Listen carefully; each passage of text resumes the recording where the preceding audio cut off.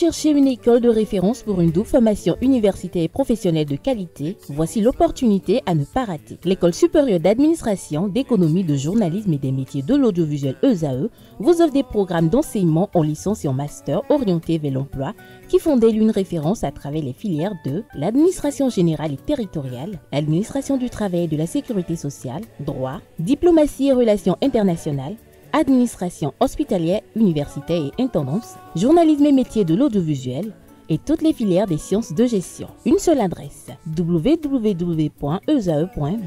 Rendez-vous dès maintenant sur nos campus ESAE Bedjromende au numéro 90 93 65 21 ou au numéro 98 98 14 00. Paracourt sur le numéro 52 46 12 12.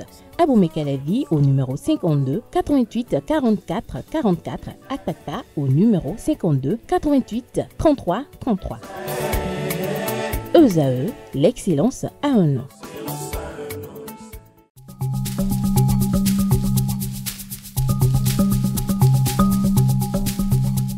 L'ARCEP Bénin communique. Chers abonnés des réseaux de téléphonie, l'ARCEP Bénin vous informe qu'à partir du 30 novembre 2024, les numéros de téléphone au Bénin passeront de 8 à 10 chiffres. Pour compter de cette date, vous êtes invité à observer les comportements ci-après. Pour tout usage, précédez de 01 le numéro habituel quel que soit le réseau. Mettre à jour les numéros associés à tous vos comptes sur les plateformes et tout support de communication. L'ARCEP Bénin vous rassure que ce changement n'entraîne aucun frais à payer par les abonnés. Vous pouvez mettre à jour automatiquement votre répertoire téléphonique à l'aide des applications gratuites disponibles en téléchargement sur les plateformes. Appelez gratuitement le 131 ou le service client de votre opérateur pour tout renseignement complémentaire.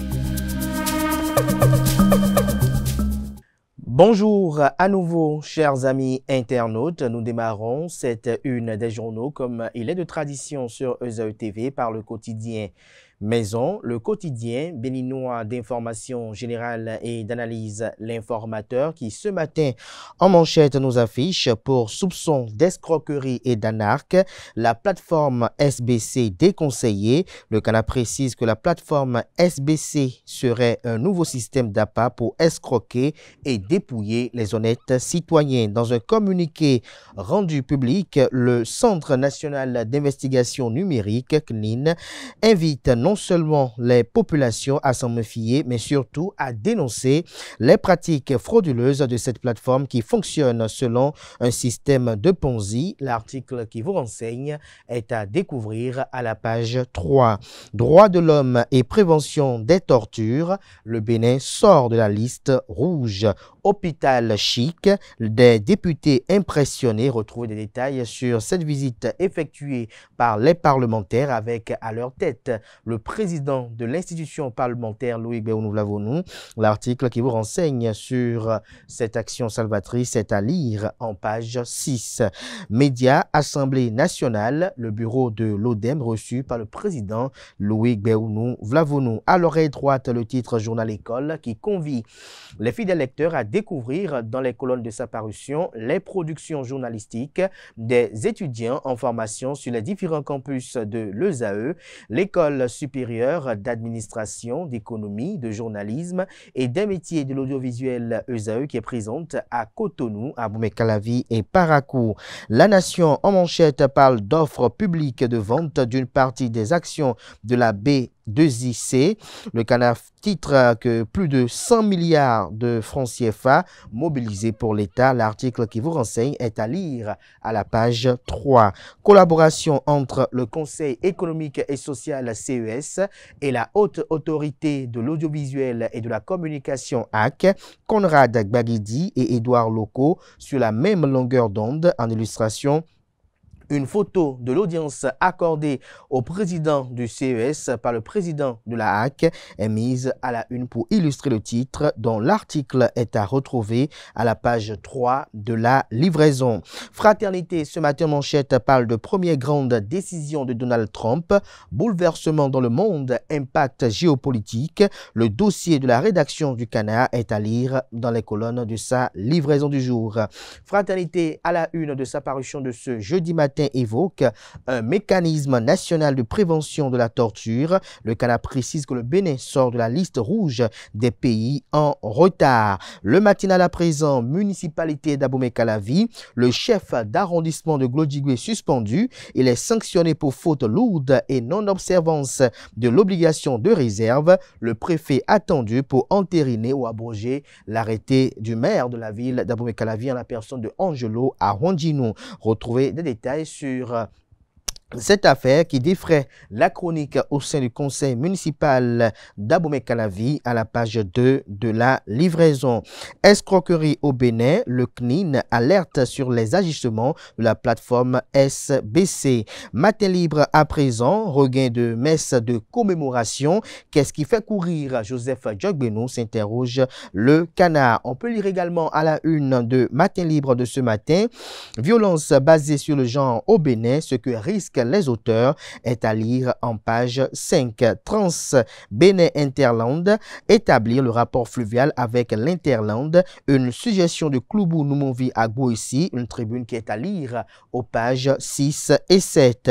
Le Béninois libéré nous libère ce matin en manchette, profitant du soutien total de Fort et Sozimnan Yassingbe, Roch Nieri menace un député béninois de représailles. Le président Patrice Talon refuse de répondre aux provocations de son homologue togolais. De quoi parle le confrère? Retrouvez des détails à travers son article qui est publié à la page 3. Élection générale de 2026, Patrice Talon prépare une belle surprise à Abdoulaye Biotchane.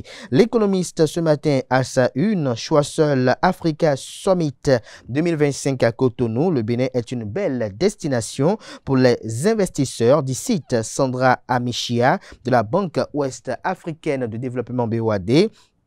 Près de 1200 milliards de francs CFA injectés par la BOAD au Bénin. On lit également à la une de l'économiste de ce matin, vente d'une partie des actions de la B2IC, plus de 100 milliards de francs CFA mobilisés pour l'État béninois. Gaskiani Info ce matin en manchette, l'Afrique face au terrorisme, un défi d'union, fait observer le Canard. Jupiter, le devoir de l'exemplarité ce matin en manchette titre.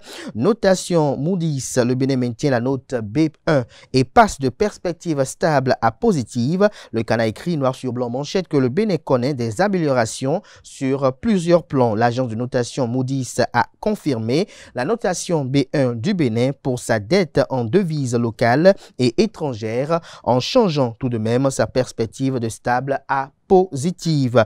On lit également à la une de Jupiter de ce matin, HAC, haute autorité de l'audiovisuel et de la communication, des échanges pour un partenariat fructueux avec l'ARCEP, le CNIN et l'APDP. On lit à présent la guérite, presse privée au Bénin.